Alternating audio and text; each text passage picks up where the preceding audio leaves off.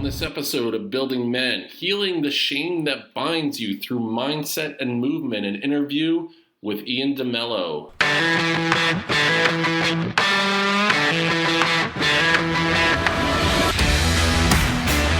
Welcome to the Building Men podcast. I'm your host, Dennis Meralda.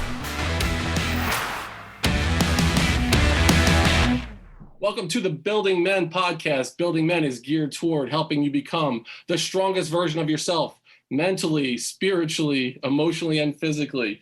Today, I am joined by none other than Ian Demello. Ian is the founder of Catalyst Creator. He is a mindset and movement coach. He's an MC. He's a motivational speaker.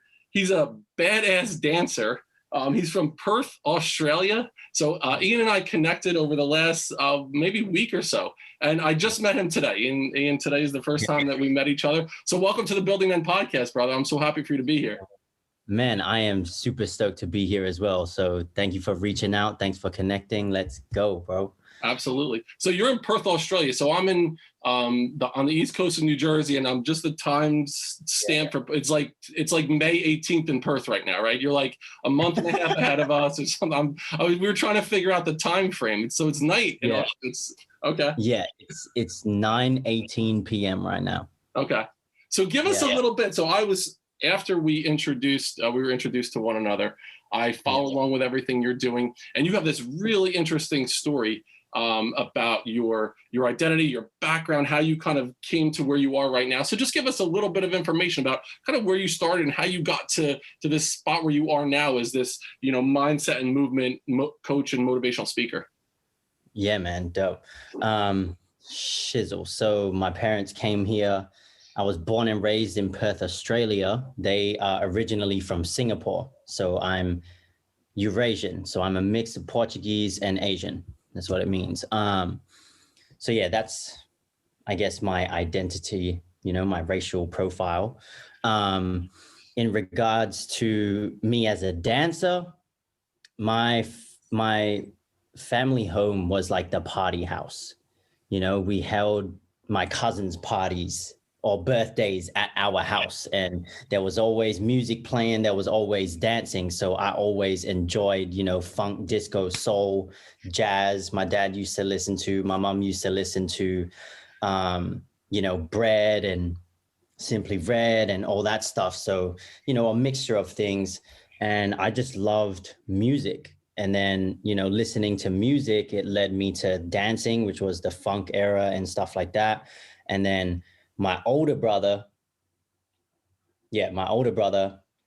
he was listening to hip hop, and I found hip hop at around the age of 10.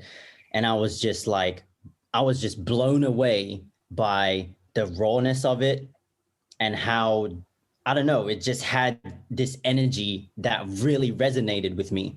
And at the time it was compilation CDs. So like mixtapes, but like the actual CDs, bro, like the compact discs.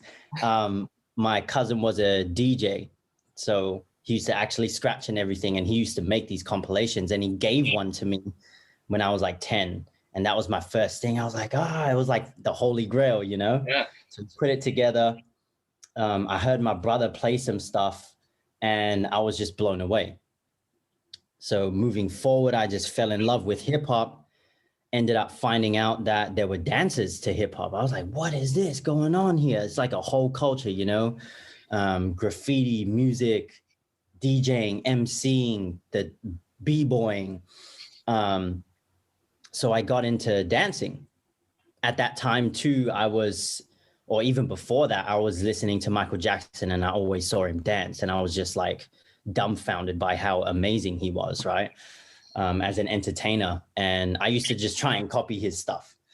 So that's what got me into dancing. My parents always had the groove. My brother used to dance to an MJ.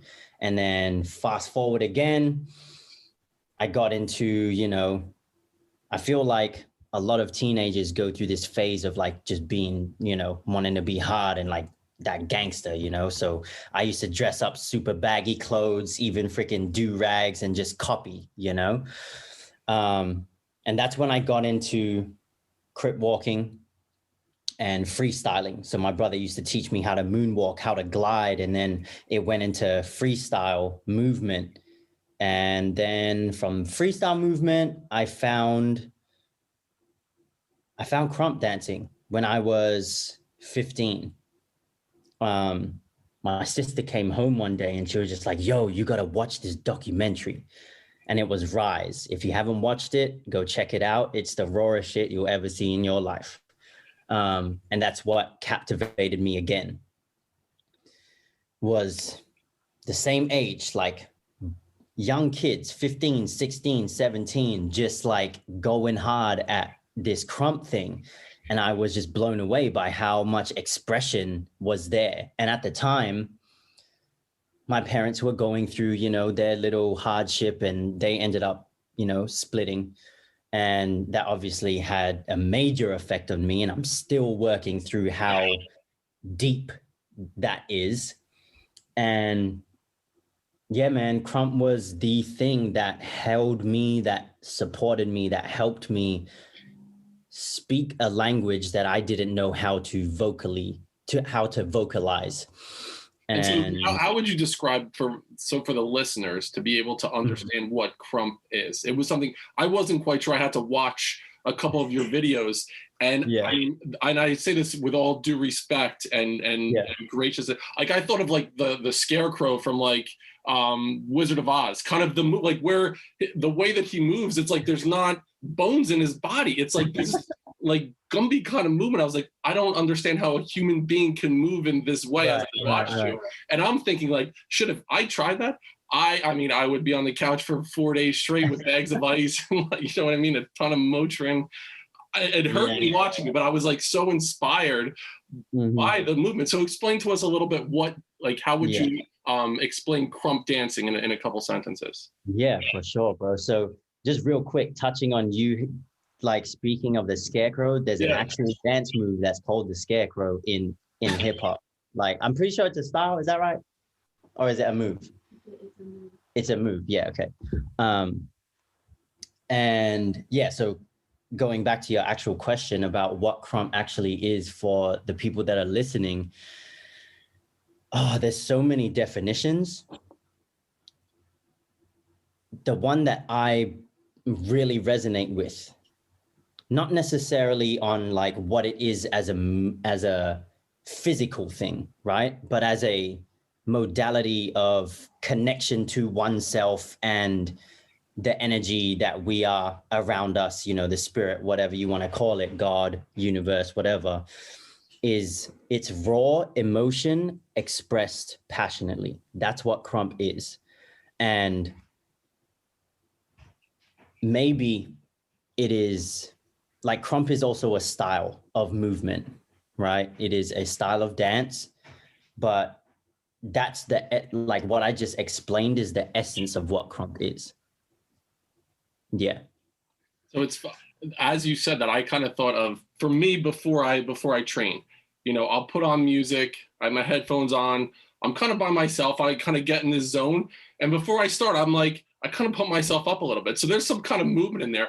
I think if people saw me go through this little routine, I mean, I could probably sell tickets as like a comedy, you know, show for people to actually see the shit that I'm doing as I kind of get myself like pumped up, ready to train. But it kind of motivates me. And it's this thing of this, you said raw emotion expressed passionately.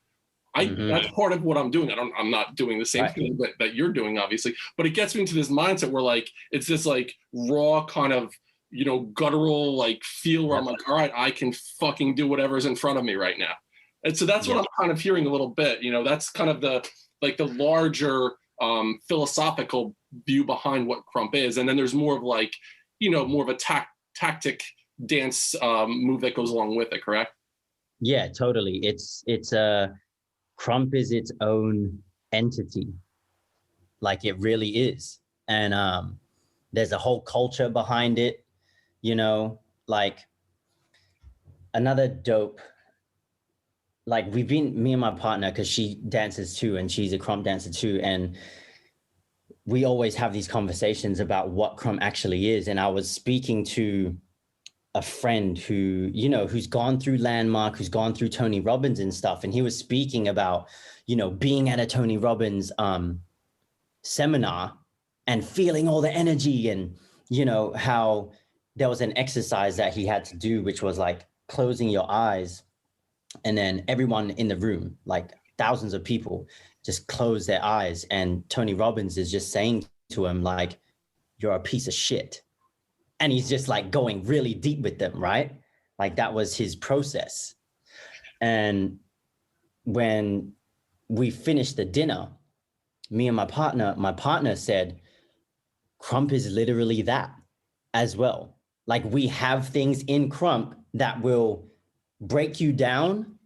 Like we go into a battle, for example, or a cage, that's what it's called in Krump, to break people down, break so that they can break through their barrier, their limiting beliefs of, you know, how hard they can go, how creative they can be, how much they can push, like emotionally, spiritually, like everything is in Krump that, you know, these gurus, like the, you know, how there's new age spirituality and they do all the rituals, the cacao ceremonies, all that shit.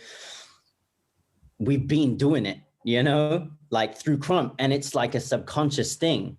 So for me, it's like connecting movement in a way that, not just Krump, just movement in general, like that raw shit. I love rawness, you know,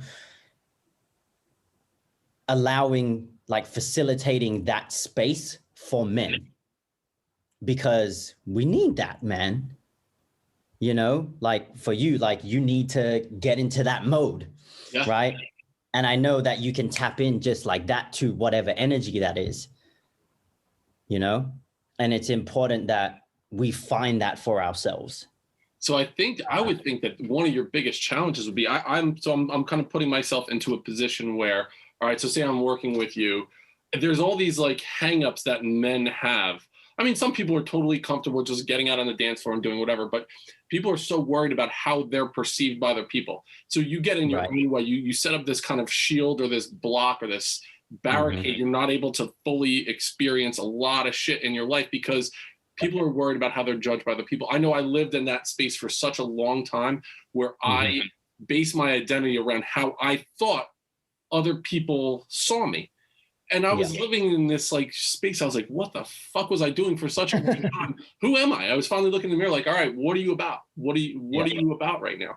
And so I think about that. And I also think about, like, it just brought me back to like being in middle school, you know, when there's like the dancing going on in the middle and the boys are kind of standing against the wall with their arms crossed, like, listen, MC Hammer, you can't touch this is on. I could probably get out there and do the running man, you know, that was probably the only dance I could do really, like that I could do with any kind of fidelity was the running man when I was in middle school. Right.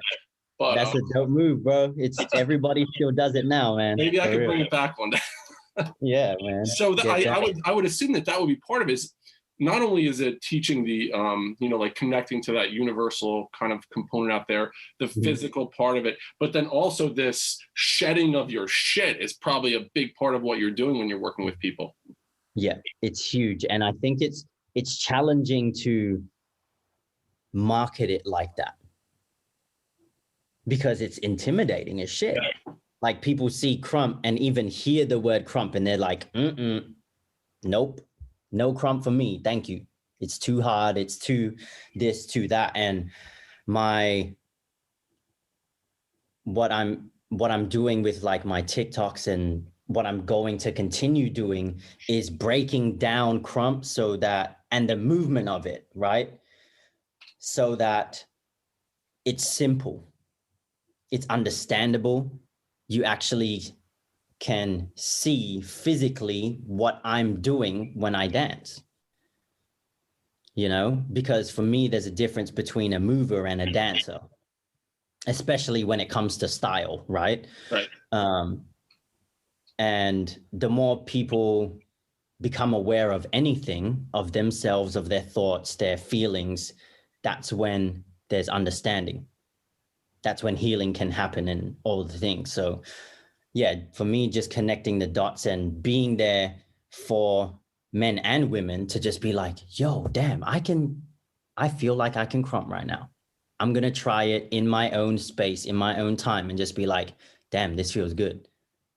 You know, that's my goal. And then from there, you know, slowly bring in the peoples that are ready to, you know, openly work with me and just explore their being and become real dancers. Because, you know, at the end of the day, I believe that everything and anything is dancing.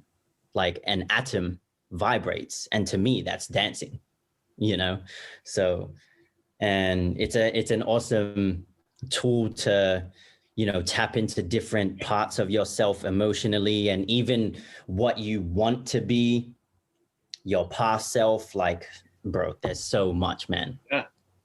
And just So much. through conversation, I've learned so much. I'm almost thinking too about being able to, once you can step outside of that comfort zone that you're living in. I honestly believe that most of the positive things that are happening in our lives are when we finally take that risk to step even just a little bit outside of our comfort zone. And when we realize, shit, that didn't kill me. Then you're okay to take another little step outside of your comfort zone until you're finally ready to take the big leap outside of the comfort zone. So I'm almost thinking once people start this and they kind of can get into this space where, you know what, I can kind of just let go. I'm sure people go through this and there's probably like an emotional release for a lot of people. I'm kind of thinking about going through this myself. Like if I were to do something like this, just the shit that I've been carrying for so long, when you could just like release that shit in a physical kind of way, there's probably some crying that goes along with it when people do it, like a lot of like just outpour of emotion. So much, bro. Like if I can send you some links later, just of how rowdy is the word for me. Krump dancing is. The culture is like, if you watch our footage or you don't watch it and I'm watching it, it's just like, wow, and there's so much noise going on, you know, and you're like, what the heck is going on here? And it's just the hype. That's what we call it. It's the support network that's around you to get you to the place of bliss, of like that actual freedom. And like sometimes you'll see someone pushing so much in their dance round, that you have to be there for that person, you know? And yeah, going back to your point about so much emotions being moved around, 100%, bro. 100%. Like just like, you know, ancient tribes use dance for war, healing, weather, death, life, all of that.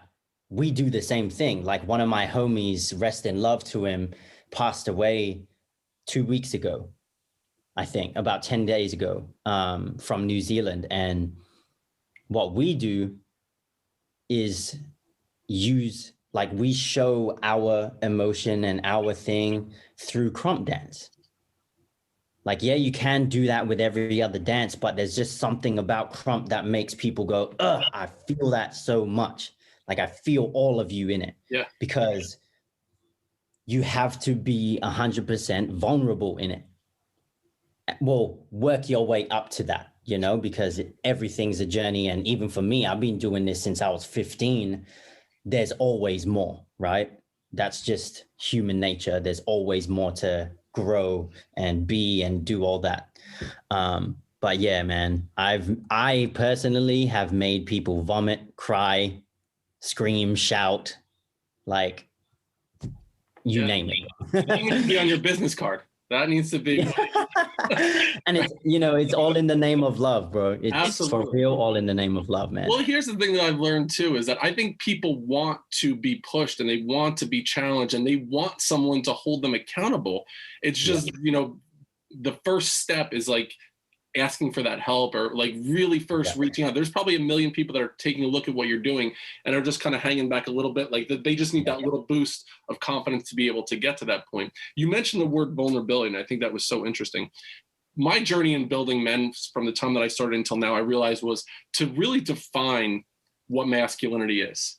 And one of the things that I've learned is that, you know, part of my own definition has to do with this balancing act that we have to do. Like there needs to be a level of vulnerability balanced by this level of strength and assertiveness and confidence, but they have to kind of balance each other out. You can't be this like cocky asshole, and you can't be this like kind of, you know, like where you just kind of cower in the corner, but you have to be able to show your emotion, but do it in a really an authentic way.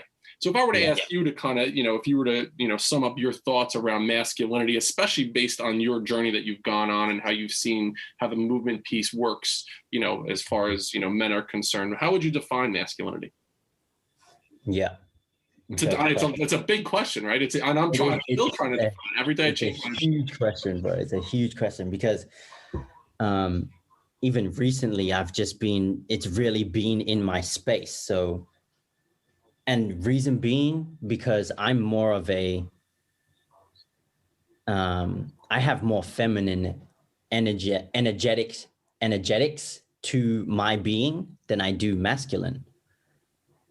And it's a balance, right? And that's what I've learned too. There's definitely this yin and the yang that happens within all of us. All of us have masculine and feminine energy. Yeah, 100%, bro.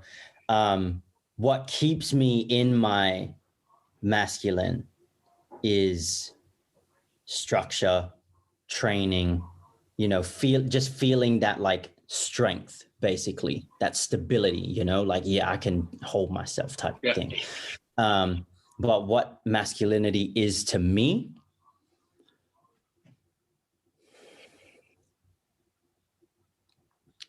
I would say that it is power, strength, and transparency. That's what I think masculinity is. To put it as like, I can obviously extend the answer, but in 3 words, that's what I think masculinity is. And transparency is extremely important in masculinity because that's sort of the gateway to the feminine, the gateway to the emotional feeling. You know what I mean? I love that. And what you just inspired me to do is the question I'm going to ask every single guest moving forward is define masculinity in 3 to 5 words. Because that's really challenging. We can talk about it forever, but to be able to do it in a really succinct way, where it gets you thinking about it a little bit. So that'll be part of every time I interview someone. Hell yeah, bro, that's dope. Be part of it. So thank you for that. Dope. And I, as you were talking about, as you kind of got into Krump and what it looks like, sounds like, feels like, I'm also interested in that. You really painted a picture where I kind of felt like I was able to experience it with you or go along this journey. But one thing that kind of stuck in my head was you mentioned like getting in the cage or something like that. And I'm picturing like a movie like Pitch Perfect or like Bring It On or like where there's like this like hardcore dance battle, like the cage closes and there's like your enemy is across from you and you're like, or like Eminem and 8 Mile where you're like having this rap battle with someone. That's what I picture. Bro, it's pretty much that. So a cage is like, so imagine you on the street, a car park, empty car park, right? You have a car behind you with some sounds playing. There's 10 people there. You're about to dance and you're battling the 10 people. They're all against you, trying to do like, you know, whoop your butt and get the best out of you and make sure that you push and, you know, really give it your all. That's what a cage is. And so, I mean, it's just, you're not like, there's not like a winner there, right? It's not like, you know, you come out with the belt and like, all right, I'm the fucking Krump champ. No, but it's more just like this experiential community that is built there. So much of what I've learned over the last year as well is that people are really longing for this community feel, this relational feel that we've, you know, due to the last year and the pandemic, people lost a lot of those connections with other people. So whenever we can find opportunities for community, I'm all for that. So that's what I see that, you know, initially I thought it was like the cage slam shut. There's this dude standing across from you that like he has a bandana on backwards and, you know, but it makes sense what you're saying. It's more of this people that are pushing you to be the best you that you can be through the physical movement. Yeah, totally, bro. And I think this is where I feel people don't really go is like in Krump anyway. And I'm just speaking in the street dance scene, like they're so focused on the movement, right? And being good in dance and pushing in the dance. But then when it comes to like life shit, they don't know how to deal with that. You know, they don't actually know how to develop themselves and navigate through what's going on internally, because we've all, as dancers, we use dance to escape from our shit. So that's when there needs to be the connection of, to me, dance is actually very feminine based, because it's creative, it's flow, it's like connection. But I also believe that when you have a style, when you have form, it's got power, like, you know, power, strength, the masculine aspect of movement in there. And that's why I'm so drawn to Krump, because it's got both. Right. And it's like extremely vulnerable. Like it's really the only dance that you can look any way, you can cry, and it be welcomed. You know? So it's been huge for me. It's been huge. It definitely has a very powerful look to it. It's most of you haven't seen it. It's not like, you know, ballet movements. It's very like strong, powerful moves, like a very like aggressive, like movements that are associated with it. So I totally understand what you're saying. When you think about how you use this in your kind of, you said mindset and movement coach. So how do you take what you're doing with dance and how do you help people as far as, you know, as a mindset and movement coach? What does that look like? If we were going to be working together, how might you use those ideas and tie it into me, or helping me kind of, if I needed a coach in that capacity? Yeah, for sure. Dope question. And thank you for asking it. So mindset aspect is the reflections, right? The life stuff, where and why you think the way that you think, why you believe the stories that you believe. We delve into that with the tools and all the things. And, you know, if there's a block, or if there's, you know, a traumatic experience that you have to relive, I get you to move. Not in a style, none of that stuff. Like Krump comes after the movement piece. Reason being is because we all need to move. We are movers by nature. And, you know, being on the computer all the time, being inside gaming, and, you know, just being on the phone all the time, or whatever the case is, we lose that. That's why people need to exercise. Dance is exercise, creativity, and all the things. So that's how I use it in a coaching sense. And it's really getting you in tune with your body. That's the main thing that I guide men through, is like, what does it feel like?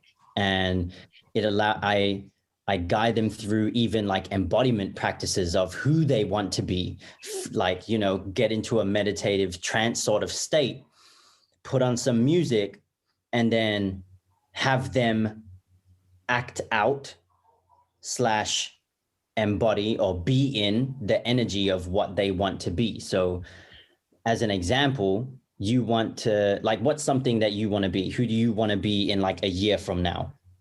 Me, I want to be up on stage talking to thousands of people in a motivational capacity. Okay, dope. So one of the things that I would do if we were working on that specifically is get you to close your eyes, feel into that energy, be that energy, and then I'll put on some music and you act out what you would do in that space, right? And this is where my facilitation is extremely unique, because I really get you to storytell. I know how to storytell through movement. So are you holding a mic? Is the mic here? Do you have to put on the mic?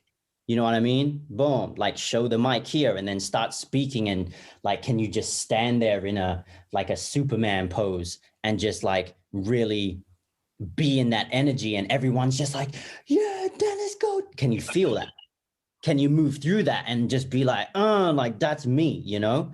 And like really embody that energy so that it amplifies and the universe goes, it's just signaling to the universe like, yo, this guy is serious right now. And then it's about getting out of that practice and then taking the action, which is something that the action piece is something that we both would work on and co-create on. And I would just hold you accountable to it. And if you ever, run into resistance or whatever it is, then we look at why. And then we can move through that if it's necessary. Right. So yeah, bro, that's brief. Yeah, no, that makes perfect sense to me. The Superman pose resonates with me. I do that before I start a podcast all the time. I kind of take a couple deep breaths like I do for 2 minutes. And it just gets me in the headspace like there's nothing that I can't accomplish now. And for me, one of the biggest hurdles that I overcame after starting the podcast, initially I did it where it was a little more tampered in nature, where I did it like I was a principal. I would talk like, okay, I'm going to talk today about resiliency. Here's a quote by, John Wooden about resiliency. And then I would say the quote, I would, give 4 bullet points about what you can do, say another quote, and then wrap it up in 12 minutes. And my younger brother was like, dude, you got some good stories to tell, you have a way of connecting with people. You got to stop being so fucking tight ass, dude. You got to like loosen up. Like you can't fit a dime between your cheeks, man. Like calm down and just open up and be yourself. And to me, that was one of the things I was able to do.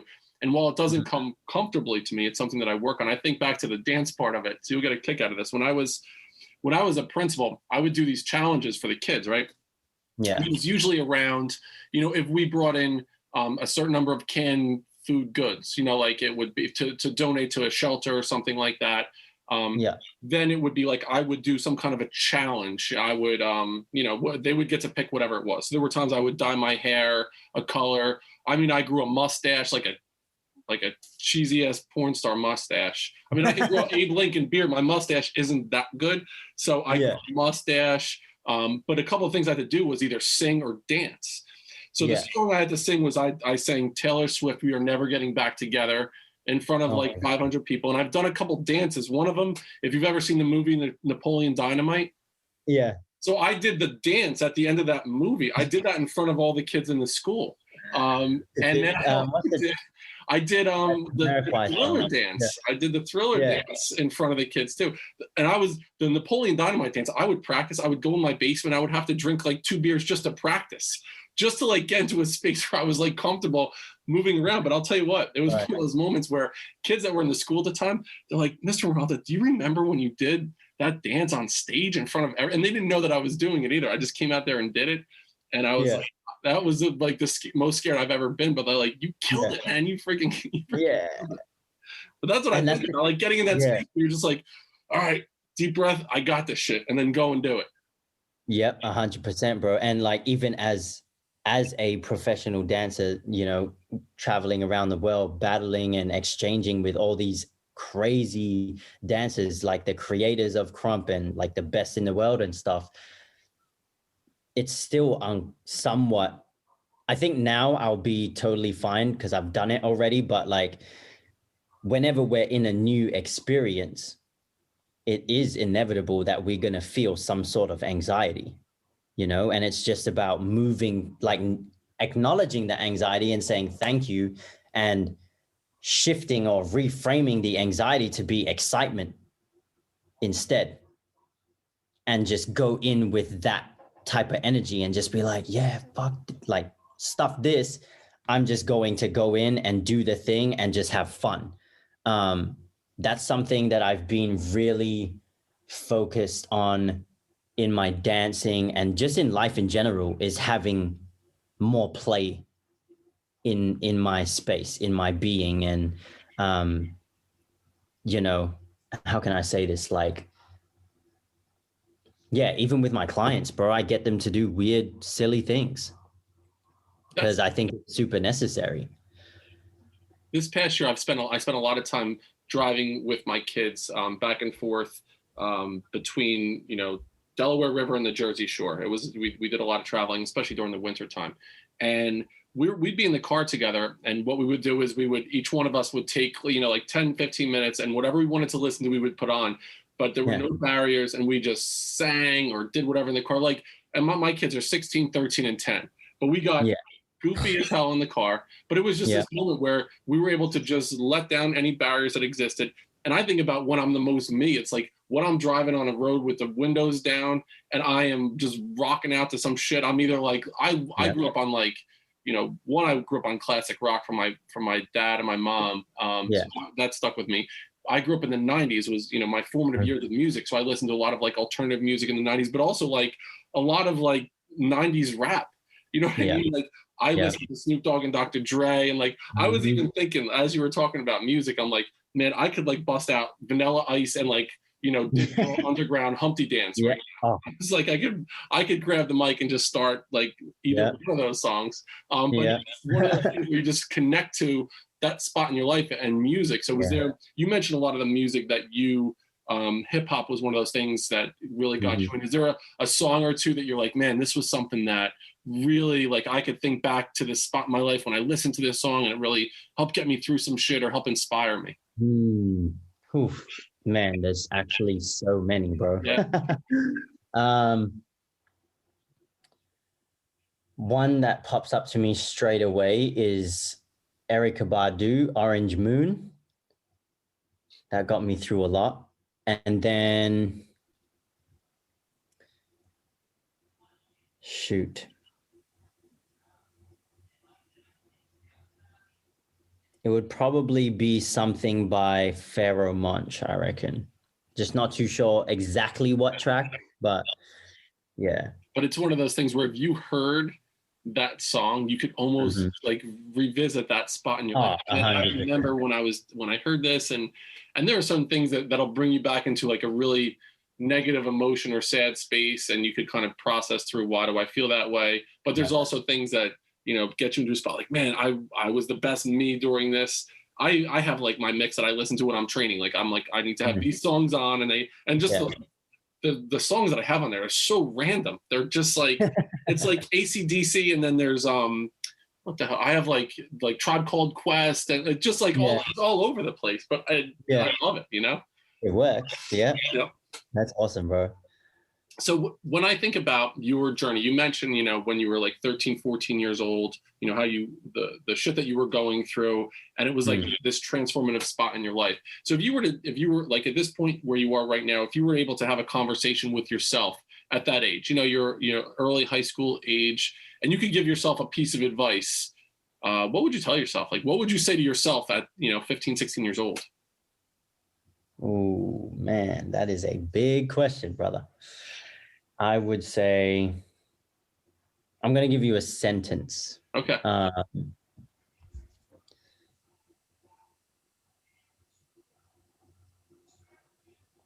Let me tap in right now.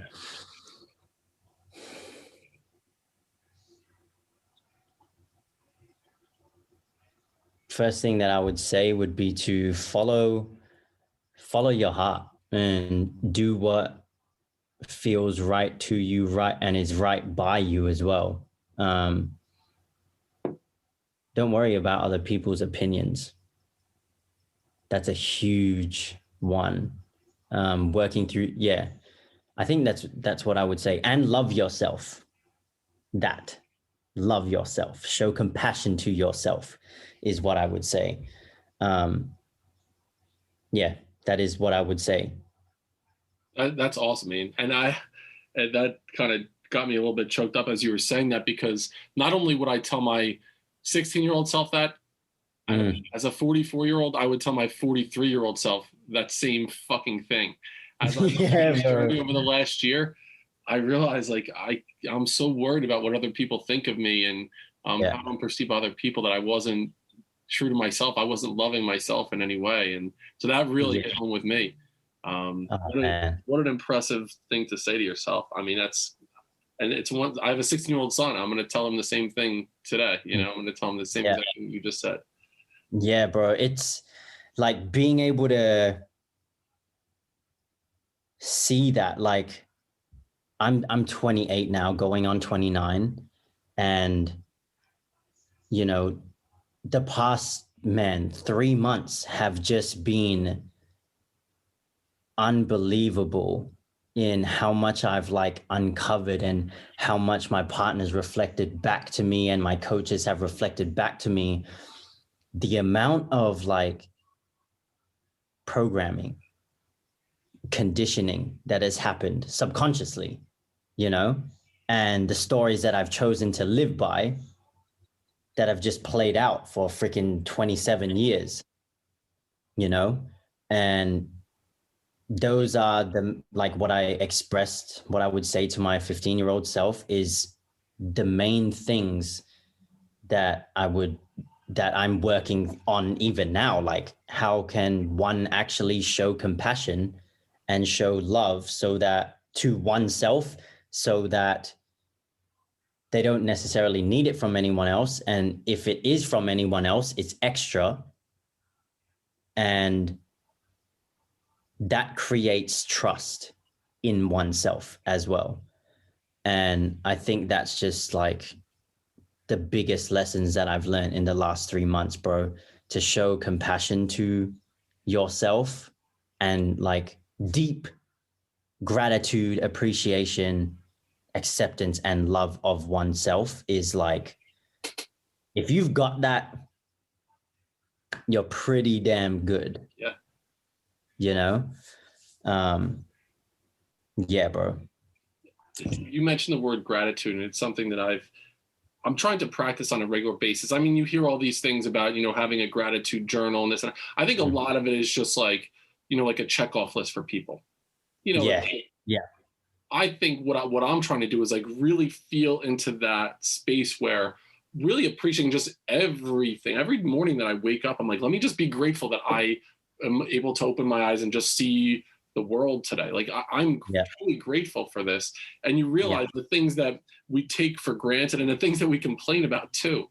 And once you kind of take a step back and really, really think about that shit, then you could truly get into a space of gratitude in your life. Not just like, okay, you know, here's my to-do list. I'm grateful for, you know, my family, my friend, blah, blah, blah, and you just check it off the list. Like fully experiencing that emotion of gratitude is something that I'm trying to practice this year. And I think we all need to do that as well. So really resonating when you said that. 100%, bro. I do it in the morning and before I go to bed. I make sure, like, once I lie down, I'm just like breathing and I tap into the frequency of gratitude, you know, and just being able to like shift the cogs, you know, like grease them up a little bit of gratitude and appreciation, because what you appreciate appreciates. And like going back to what you said about like the ticking the boxes, you know, I had the gratitude listing too, but even when I was writing it at the time, I was just doing it because I thought it was the right thing to do. But I wasn't even close to tapping into how deep I am in my gratitude practice now and tapping into the frequency of doing it. Like I can easily tap into being in that space and embody that, even just speaking to you right now, you know? So I don't need a gratitude journal anymore, right? And it's just, yeah, man, like what you said, just being able to really sit back and feel what gratitude actually is to you. And, you know, my coaches like Preston Smile, Zion Kim, they have always said, like Preston says this a lot, is like, we're playing the inside out game, not the outside in game. So if you can feel, like all the gurus say this, and, you know, people are always like, yeah, you know, you have to feel the thing and then it'll manifest or whatever the case is, but people don't even know how to do that, you know? And it's just like, like you said, is just trying to tick the box instead of actually being in it.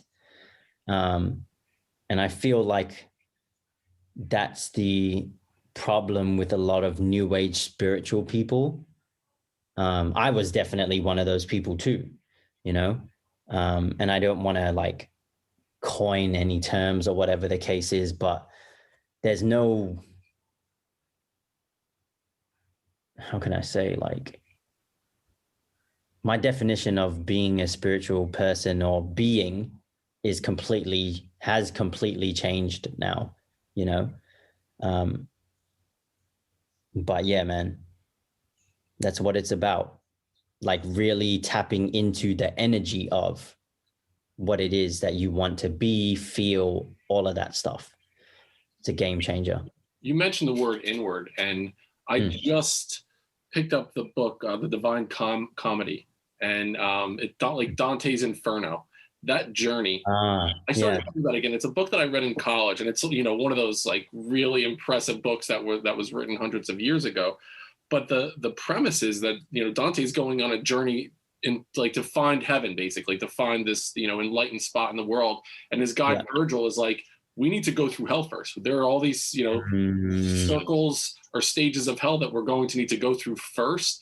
And the idea is like he needs to look inward and go through and challenge all the shit that he built up as a facade or a mask over the years, and he had to get through this point. And once he got to the center of the world, which is where the devil is, basically, he got past it, and now he was on his way out. But to be able to get to that enlightened spot, he had to go inward and go through hell first.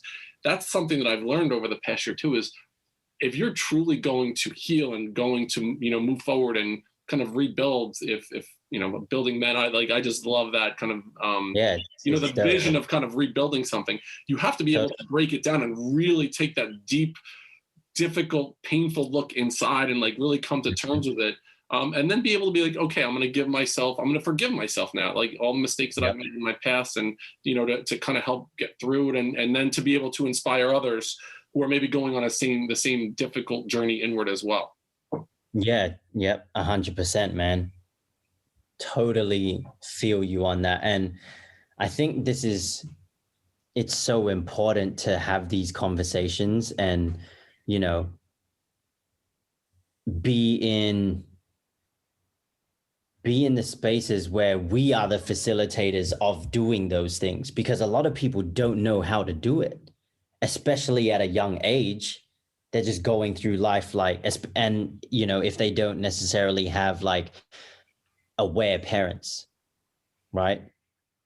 They don't know any better. Like for me, my parents didn't really know how to communicate that well, weren't emotionally intelligent, and they were, let's just leave it at that. That's already so much, right?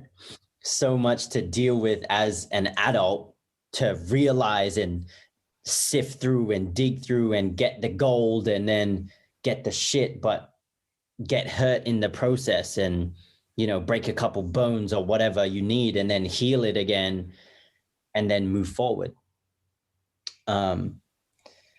So yeah, and, you know, a lot of it is to do with parenting, right? Let alone our environment, but parenting is like a whole nother thing, bro. Yeah, it's been, and you're a parent yourself, so it's like, I'm a parent of 3 kids, and it's an interesting thing, and it's they listen to what you say, but they watch what you do, you know. And that's why I decided, like, hey, listen, like any mistakes I made in my past, I need to make sure that I'm doing what's right. I'm acting in a way that my kids can look at what I'm doing and say, even like I might not want to be exactly that way, but I understand why he's doing that, and I understand why he's moving in this direction. And you mentioned communication with your parents. Communication is such an interesting thing to me. It's one thing that I speak with teachers around all the time. And I think it's the thing that causes most of the issues in the world is, you know, not understanding what communication is. Communication is not really the words that we're saying. Like when you take out the text of those words, that's a really, really small percentage of the communication. It's how we say what we say and what we do when we say what we say. So it's the paraverbal communication. It's the tone of our voice, the volume of our voice, and the cadence at which we say those words. And then it's our body language. It's our facial expression. It's our posture. It's our movement. that's going to communicate most of what we're saying. So we need to be really cognizant about how we're communicating something to other people, and then what we're looking like when we're doing it. I could say something to you, and I'm a big dude. I'm 6'4", 220. If I'm saying it in a way that's like looking down over someone, it's communicating this aggressive posture and stance. The words that I'm saying are not what I'm saying. I'm saying that I am in this powerful pose over you right now. So I tell teachers all the time, you really have to be cognizant of that nonverbal and the paraverbal communication when you're speaking to people. So, and when you think about your parents, I think that people do the best that they can with what they know. 100%. So, I even think about my own parents, and they taught me so many things about communication over the years. And I look back and say, I'm going to take these little lessons that they've given me about communication, and I'm going to like really hone in on, what lesson I can learn from that and how I can learn more and then help my own children moving forward. Yeah, 100%, bro. I don't have any kids, but when I do, like, I know that there's going to be so much like of that, and I think every kid in some way, shape, or form doesn't want to carry on or have certain traits of their parents still linger, and it's important to even know how to move and navigate through just that idea of carrying something from a generation or generations before you. I'm reading this book, bro. I think you'll really enjoy it. It's called Healing the Shame That Binds You, if you haven't read it yet. Yeah, check it out, man. It's such a powerful read, and it's basically around having healthy shame. We as humans need to have healthy shame. That's what makes us human. That's like the humble pie, basically. And yeah, the author just goes through so many different aspects of your upbringing and how that creates shame. So something as simple as, a lot of parents, like for me personally, in personal experience, my parents always used to say, you better eat. You have to eat your breakfast. You have to eat your lunch. You have to eat your dinner. And it's just like, even if I'm not hungry, right? Even if the kid isn't hungry, and that creates shame as well, because you're putting them in a state of they don't necessarily have control. And if they don't eat, you're going to punish them with, you're not allowed to have ice cream, or you're not allowed to play with the toys. Like, you need to eat. That already in itself creates shame. And then it becomes normalized. Like that's technically trauma, right? It ends up being normalized. And then you think that everything's okay, yet you go through life when you get older with these habits you don't even understand. And then you have to go back to it and be like, what the hell?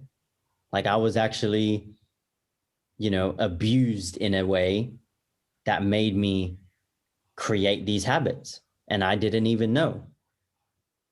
Like, one of my coaches, like, I was sharing with them a little bit about my upbringing, and, in the Asian household, you have like wooden spoons, and I've had chili put in my mouth for being rude and all this type of thing. And like, my coaches were just like, yo, that is trauma on top of trauma, abuse on top of abuse. And it's like, yeah, well, that's the Asian thing. It's normalized. Like, the trauma is normalized, but we also need to normalize speaking about trauma as well, because it is normal to go through. And I think, that's what I think why what we do, what you do with Building Men is such a powerful thing, because we're speaking about this stuff, making it normal to be like, yeah, this is the shit that I went through. Yep. And now, like, being able to understand it and be there for young kids. Like, I've mentored young kids. I still do mentor young kids, and I love it. And I'm there for them in a way where I just give them more provoking things to think about, and just sort of reframing things and putting things in a different light, right? Because we all carry baggage, but there's baggage that we hold that we can unload so that the load is lighter. You know, like life is never going to be easy, but it can be lighter. You know, you can do things with more ease rather than always be pulling or struggling for something. And that's why, man, especially in men's work, it's so necessary. And I'll take it all the way back to our initial conversation about the Krump dancing. Yeah. And I'm trying to formulate kind of everything that I'm thinking based on what you just said, to try to normalize young men and men feeling a certain way and feeling that level of vulnerability where they can talk about issues that are really challenging. And maybe we're kind of experiencing the same thing, but society is kind of putting this tamp down or this blanket over us, saying like, we don't really talk about that shit. We don't talk about, growing up watching porn. We don't talk about, like feeling this inferiority complex. We don't talk like all these things that are going through this looking glass self idea, that you're not worthy, you're not. And a lot of young men and men are feeling these things, but there's not a space that's safe for them to feel like they can talk about these things. And so to pull it back to Krump, I think what you're doing is you're allowing people to be able to experience something that maybe feels uncomfortable for them. Like I think about, all right, say if I were to, join your class or get in the cage, and it would feel so uncomfortable for me initially, but it's one of those things where like you have to kind of take that step and be like, I need to be able to let my guard down and do this physical movement, but in the same way, let my guard down and be able to talk about those things that are really struggling, that I'm struggling with, or that are really I'm having cognitive dissonance about that. It's kind of racking my brain and I don't understand how to do it. So creating that safe space for people to talk and then also to move is really the beauty in regards to what you're doing that I'm just in awe of right now. Yeah, thank you, bro. I appreciate that. And I receive that fully. It's totally true. Everything that you said is just like so on point. We need to speak and we need to move the energy somehow. So whoever's listening to this, regardless of whatever your outlet is, make it also creative, make it also expressive. Like to me, I was just speaking to my partner about this too. Like, yes, gym, yes, fitness, yes, all of that stuff. But it's like, are you even like, do you actually like, you can even answer this question is like, when you do train, would you say that you're expressing yourself? There are times that I feel like I am. Not all the time. Sometimes I'm just checking off a box. Like I have to get it done. I have a couple like goals that I set for myself that I want to be able to accomplish. So I'm just like training to check off those goals. There are times that I feel like I started sprinting.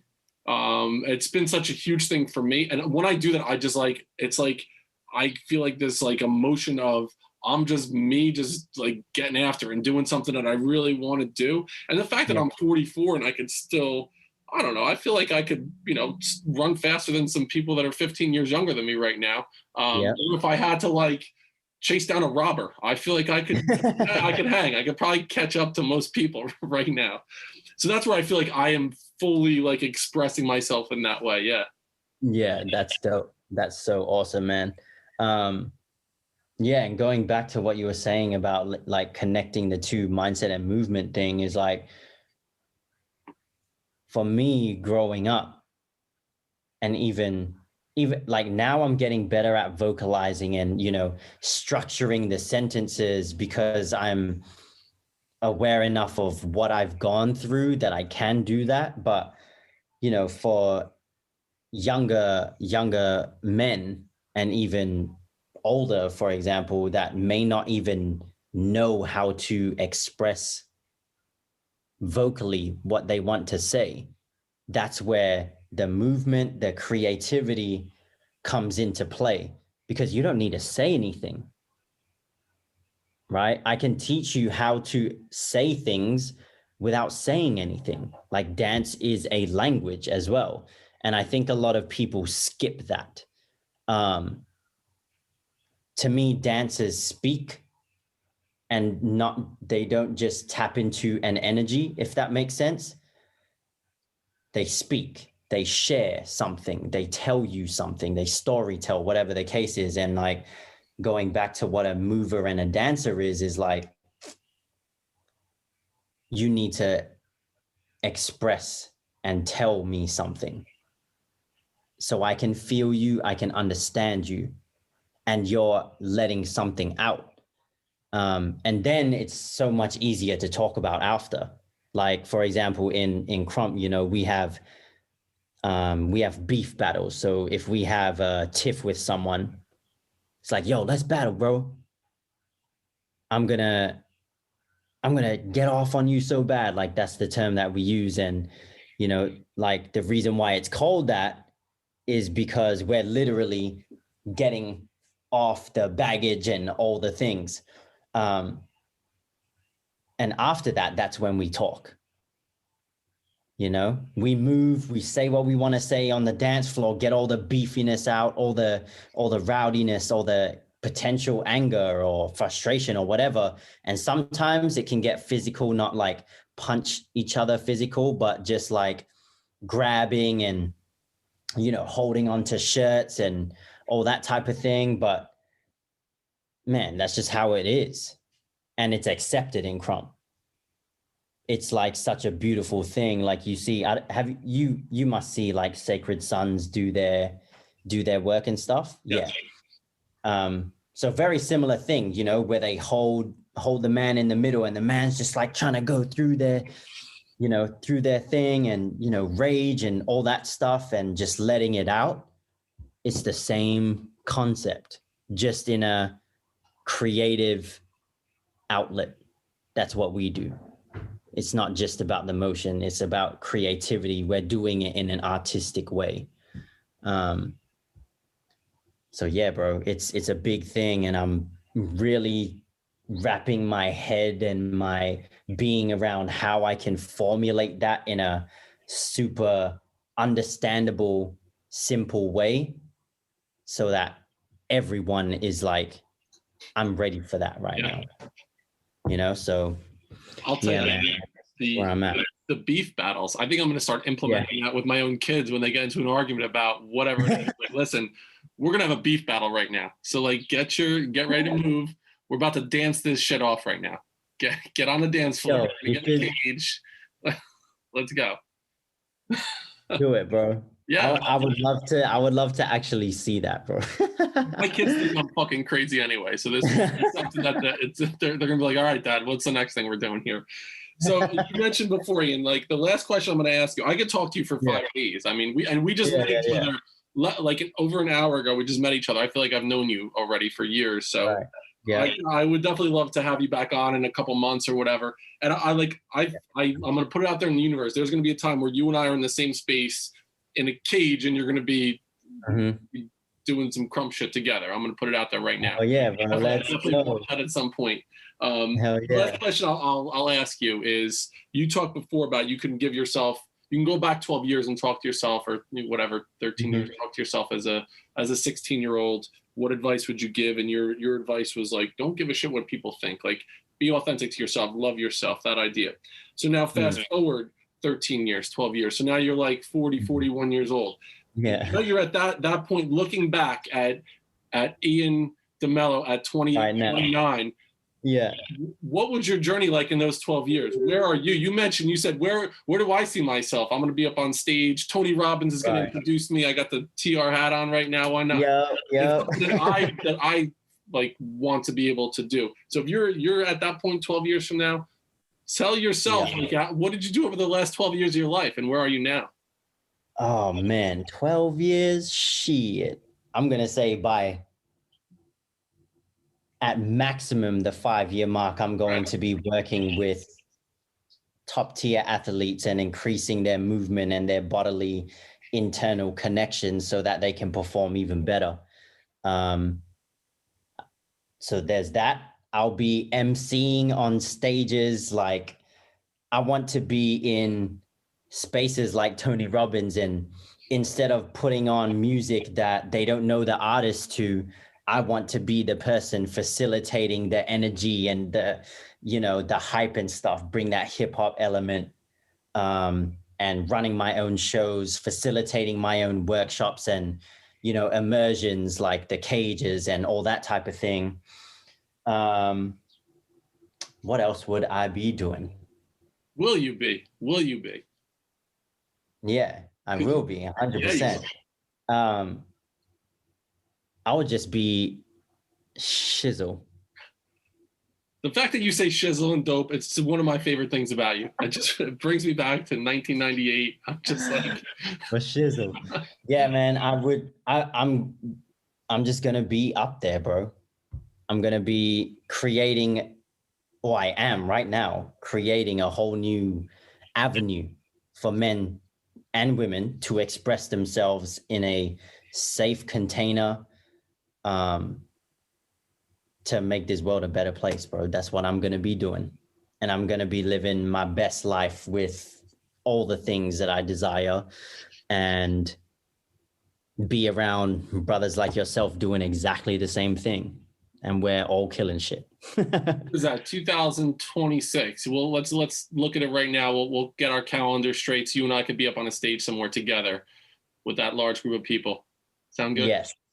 That sounds amazing. I am down. It's out there. It's out there. The universe knows.